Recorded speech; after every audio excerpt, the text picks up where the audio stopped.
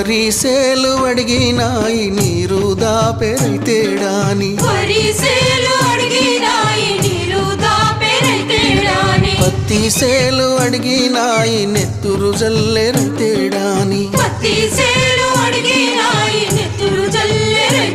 అవి పట్టుకొని ఏడుస్తున్నాయో తుల్లి తుల్లి ఏడుస్తున్నాయో